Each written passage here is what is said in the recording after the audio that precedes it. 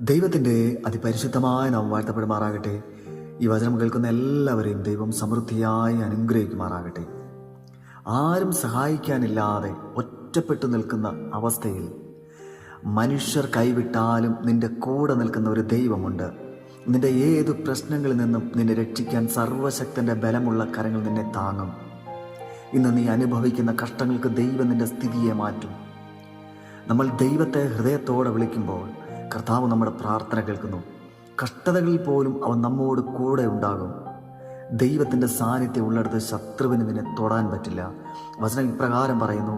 യെശയ്യാവിൻ്റെ പുസ്തകം 60-ാം അധ്യായം അതിൻ്റെ 20-ാം വാക്യം: നിന്റെ സൂര്യൻ ഇനി അസ്തമിക്കുകയില്ല, നിന്റെ ചന്ദ്രൻ മറഞ്ഞു പോകുകയുമില്ല. യഹോവ നിന്റെ നിത്യപ്രകാശമായിരിക്കും, നിന്റെ ദുഃഖകാലം തീർന്നു പോകും. വചനപ്രകാരം പറയുന്നു, നിനക്ക് നിത്യപ്രകാശമായിരിക്കും, നിന്റെ ദുഃഖകാലം, നിന്റെ കഷ്ടകാലം നിനക്ക് മാറിപ്പോകും, അത് തീർന്നു പോകുമെന്ന്. ഈ വചനം കേട്ട എല്ലാവരെയും ദൈവം സമൃദ്ധിയായി അനുഗ്രഹിക്കുമാറാകട്ടെ. ആമേൻ.